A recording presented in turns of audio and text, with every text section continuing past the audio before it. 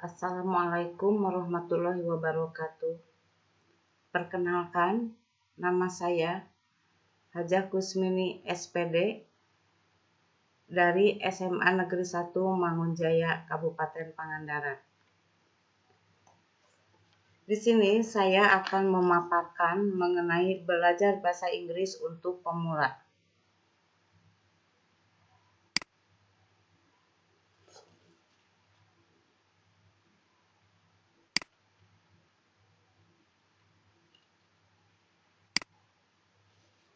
Pertama, vocabulary. Vocabulary atau kosakata merupakan materi dasar yang perlu Anda pelajari terlebih dahulu. Hal ini tentu penting untuk mengembangkan kemampuan bahasa Inggris Anda, sehingga perbendaharaan kata cukup banyak dimiliki.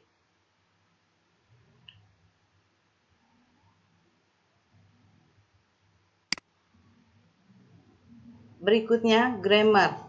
Yang perlu dipelajari untuk meningkatkan kemampuan bahasa Inggris adalah grammar. Sebagai pemula, mempelajari grammar merupakan hal yang wajib karena sangat membantu dalam menulis dan berbicara dengan baik. Grammar adalah himpunan dan aturan-aturan yang terstruktur yang mengatur susunan kalimat, frase, dan kata. Dalam bahasa apapun di dalam tata bahasa Inggris ada tiga dasar utama. Yang pertama dalam grammar itu yaitu etimologi. Yang kedua ortografi. Yang ketiga sinteks.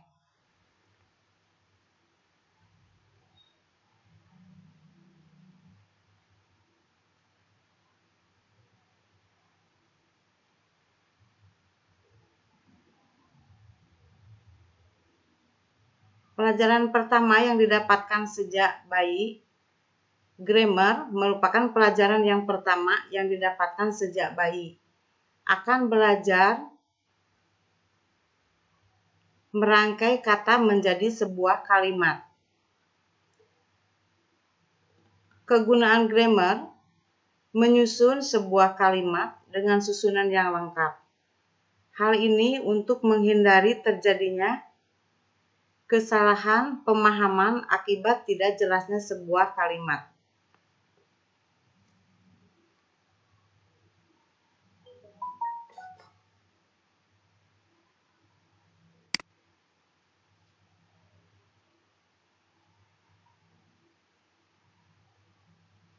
Berikutnya, kata ganti atau pronoun. Dalam penulisan atau percakapan sehari-hari, seringkali pronoun digunakan untuk menggantikan kata benda, baik nama orang, benda, tempat, atau bahkan hewan. Pronoun sendiri berfungsi untuk membuat kalimat lebih efektif dan mudah dimengerti. Contoh dari pronoun atau kata ganti adalah she dan he, yang digunakan untuk kata ganti nama yang menyatakan dia merupakan atau laki-laki, perempuan atau laki-laki, atau kata it, that, this yang digunakan untuk kata ganti hewan, barang, ataupun tempat. Beberapa jenis pronoun. Pertama, kata ganti orang pertama tunggal.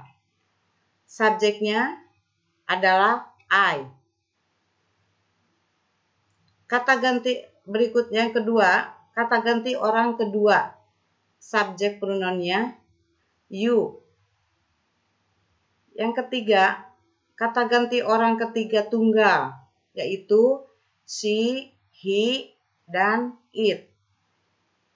Yang keempat, kata ganti orang pertama jamak. Di sini ada you, we, they.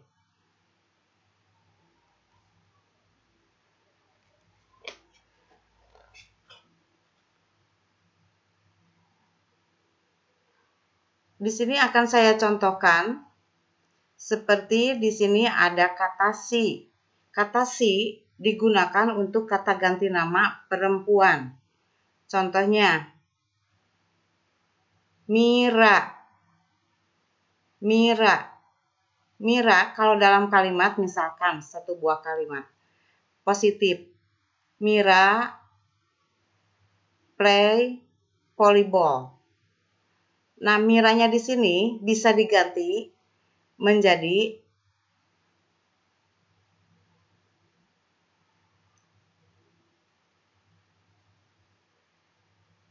Does Mira play football? Satu kali lagi. Si di sini pengganti untuk nama yang menyatakan perempuan. Contoh, Mira, Ria. Itu kalau dalam kalimat, misalkan, Mira plays volleyball. Does she play volleyball? She doesn't play volleyball. Itu untuk kata she yang digunakan untuk menggantikan, untuk menyatakan dia seorang perempuan. Hal yang sama seperti he. He di sini pengganti yang menyatakan dia itu laki-laki. Contoh nama laki-laki misalkan Agus. Agus went to Bandung. Does he go to Bandung? He doesn't go to Bandung. Itu salah satu contoh penggunaan atau pronoun atau kata ganti tadi yang saya contohkan, pemakaian kata she dan he. Begitupun dengan yang digunakan untuk kata ganti hewan, barang ataupun tempat. Di sana ada kata it, that, dan this.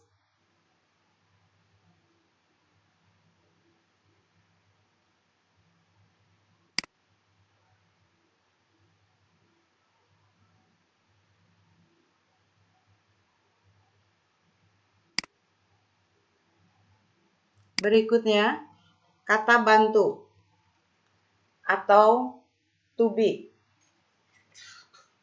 Kata bantu atau to be sama seperti kata ganti. Kata bantu to be juga cukup sering digunakan saat daily conversation, writing English, dan presentation.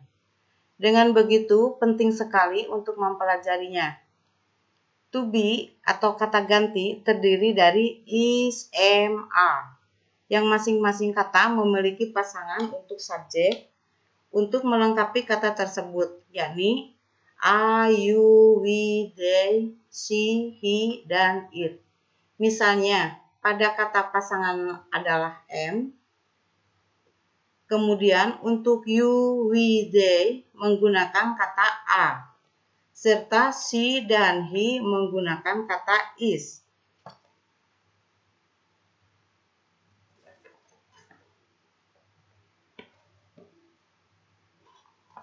Jadi satu kali lagi, pronoun, kata bantu atau to be terdiri dari is, am, are.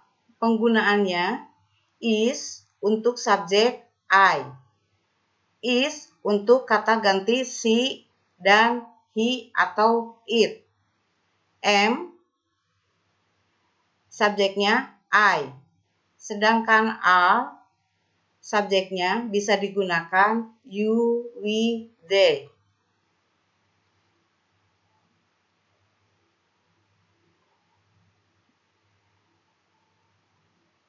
Beberapa jenis pronoun. Kata ganti orang pertama atau tunggal, subjek pronounnya adalah I. Yang kedua, kata ganti orang kedua, subjek pronounnya adalah you. Ketiga, kata kata ganti orang ketiga tunggal. She, he, dan it. Dan terakhir, kata ganti orang pertama jamak. You, we, dan they.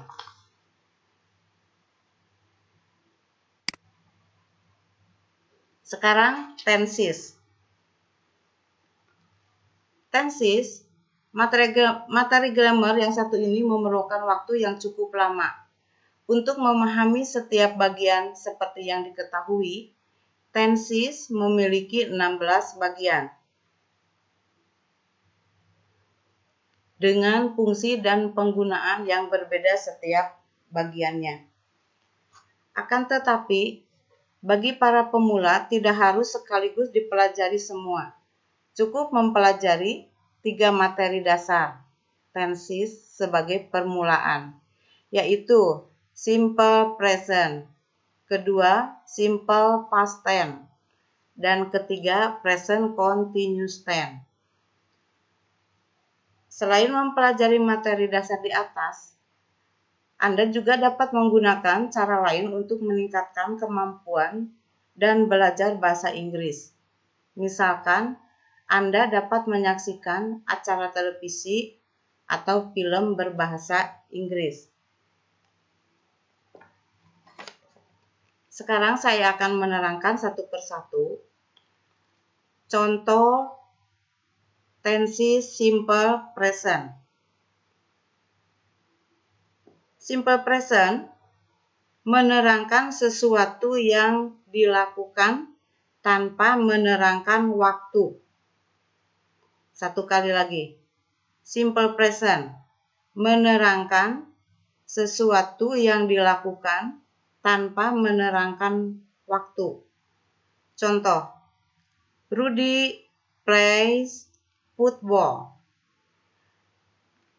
Dalam kalimat positif, di sini kenapa kata kerjanya pakai S?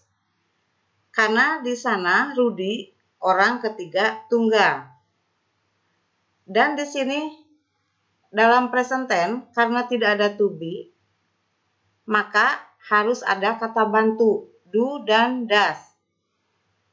Do untuk subjek I, you, we, they.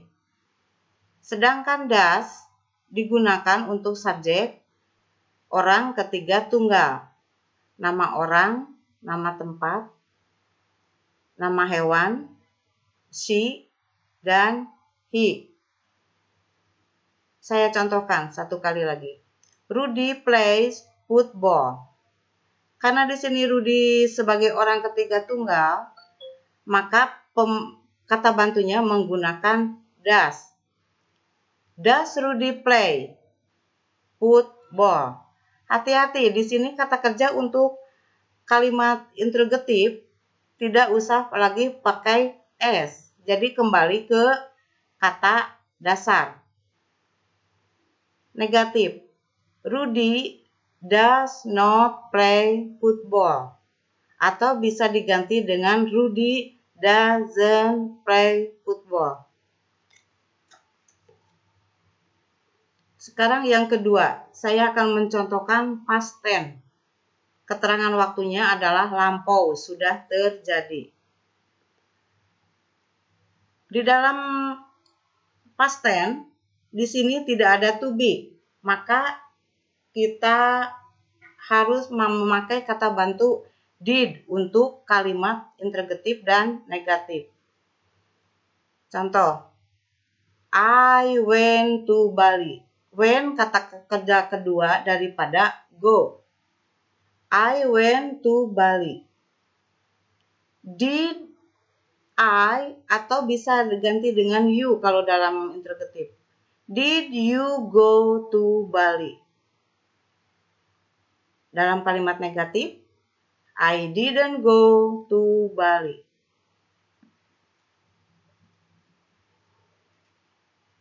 Berikutnya, present continuous.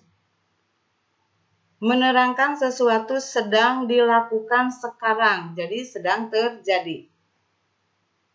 Contoh dalam kalimat di sini sudah ada to be dan pemakaian verb ing. He is reading a newspaper now. Itu untuk kalimat positif. Untuk kalimat interrogatif, is he reading a newspaper now? Negatif, he is not atau he isn't reading a newspaper now. Ini penggunaan to be-nya is. Kalau misalkan di sini subjeknya jamak, they, misalkan they are, menggunakan to be-nya are. They are playing football. Interrogatif,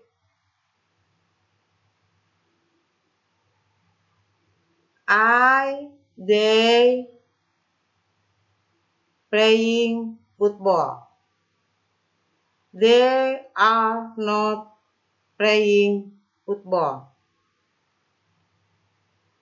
Itu saya kasih contoh untuk tensi simple present, simple past tense, dan present continuous tense. Jadi selain daripada mempelajari tenses atau dasar yang di atas, Anda juga dapat menggunakan cara lain untuk meningkatkan kemampuan dan belajar bahasa Inggris. Misalkan Anda dapat menyaksikan acara televisi. Bagi pemula, anak usia 5 tahun atau 3 tahun sampai 5 tahun bisa menyaksikan film Tom and Jerry. Karena di sana bahasanya sangat simple, mudah dimengerti, atau kata bahasanya yang simple. Atau film berbahasa Inggris. Film berbahasa Inggris ini biasanya yang sudah bisa membaca, karena di film yang berbahasa Inggris selain ada teks, selain filmnya menggunakan bahasa Inggris, dibantu ada biasanya teks. Jadi caranya untuk mempelajari di film yang berbahasa Inggris, kita selain mendengarkan pronunciation dari aktor atau aktris yang berbicara, kita juga bisa melihat teksnya. Jadi dicocokkan apa yang dikatakan dan apa yang dilihat di teks.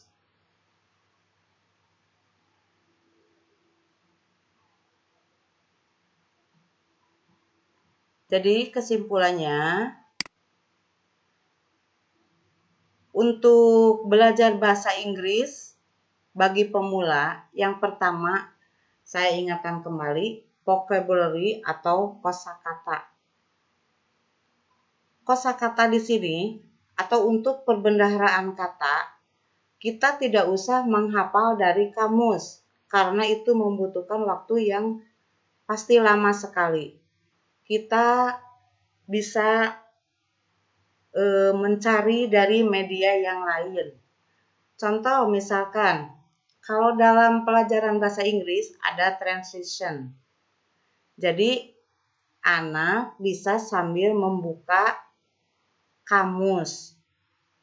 Disitulah anak mengetahui, misalkan bahasa Indonesianya ini, bahasa Inggrisnya ini. Contohnya, misalkan makan, kita cari di kamus bahasa Inggrisnya menjadi eat. Berarti eat itu adalah makan. Itu yang paling mudah.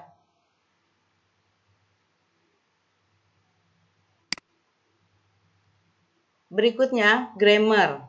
Saya tekankan kembali di sini.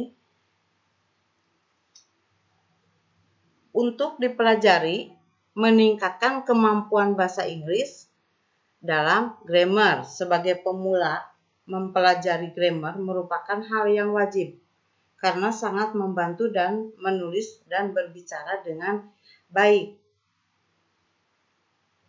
Apalagi dalam hal menulis.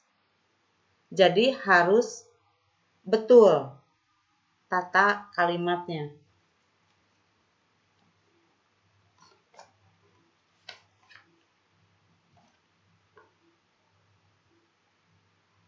Jadi dalam bahasa Inggris ada 3 dasar utama, yaitu etimologi, ortografi, dan sinteks.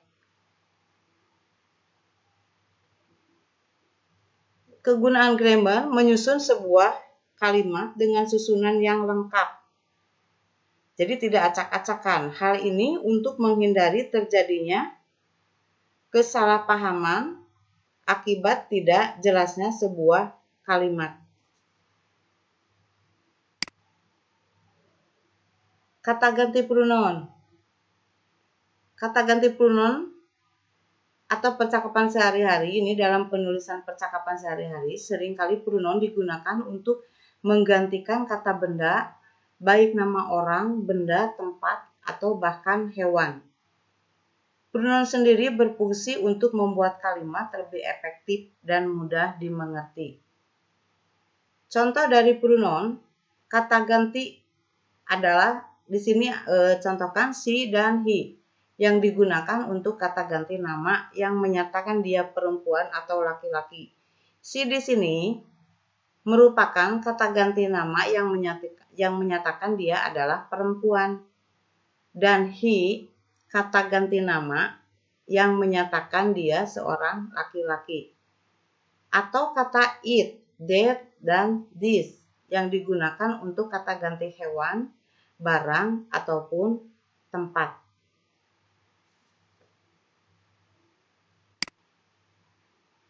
Kata bantu atau to be. Sama seperti kata ganti, kata bantu atau to be juga cukup sering digunakan untuk daily conversation, writing English, dan presentation. Dengan begitu, penting sekali untuk mempelajarinya.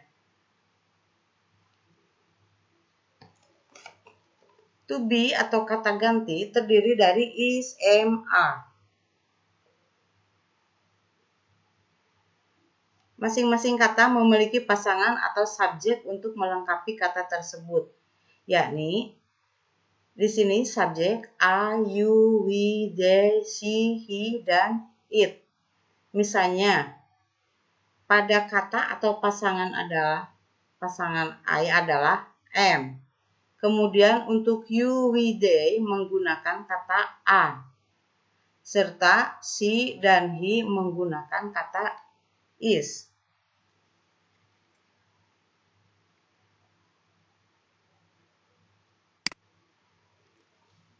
Yang terakhir mengenai tenses. Materi grammar yang satu ini memerlukan waktu yang cukup lama untuk memahami setiap bagian. Seperti yang diketahui, tenses memiliki 16 bagian dengan fungsi dan penggunaan yang berbeda setiap bagiannya. Akan tetapi, bagi para pemula, tidak harus sekaligus dipelajari semua. Cukup mempelajari 3 materi dasar tenses. Sebagai permulaan, yaitu simple present.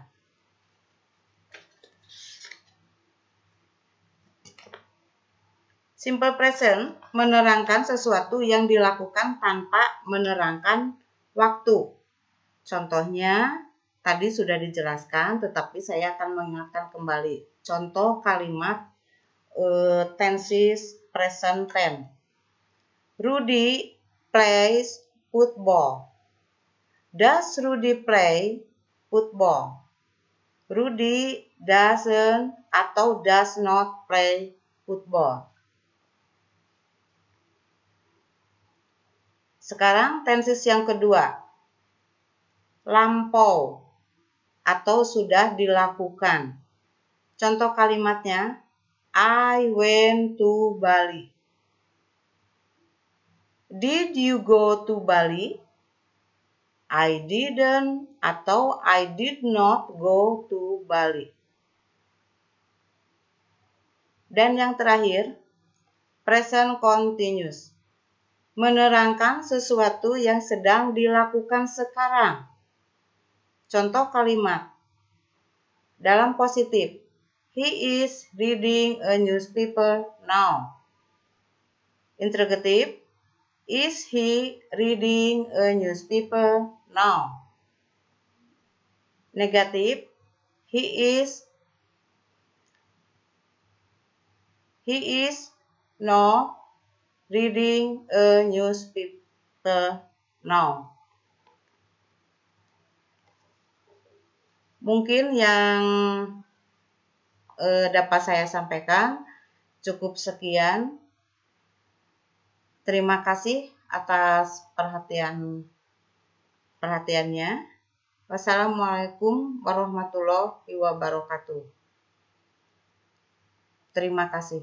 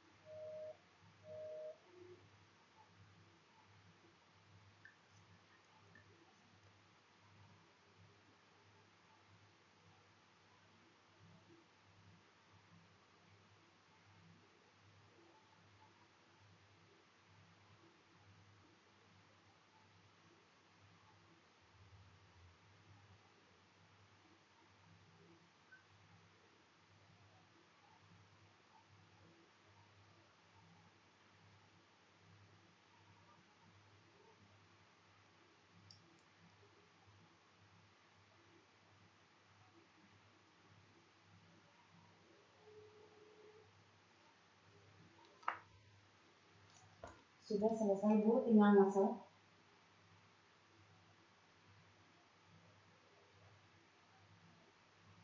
Ya, ini saya ngertinya yang mana ya? Lupa lagi. Ya.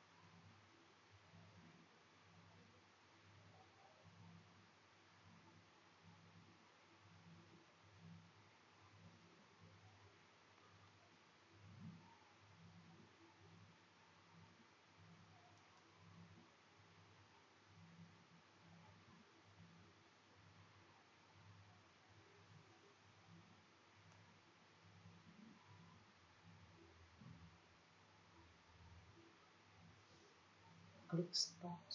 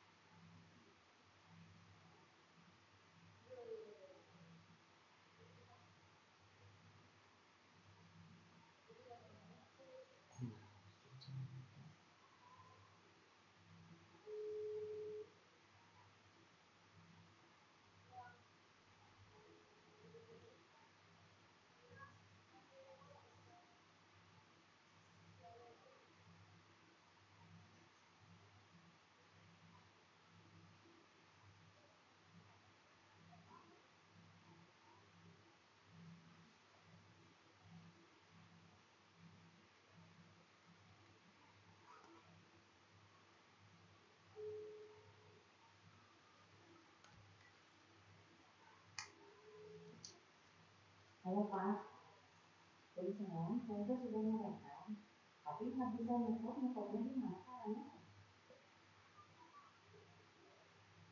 Ngerekam ini yang yang menjadi presenter yang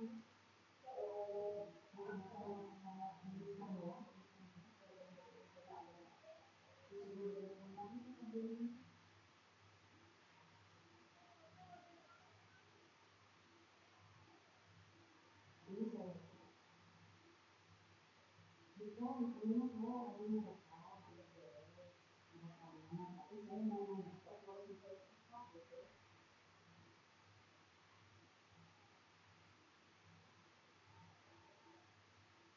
Itu dari nyetop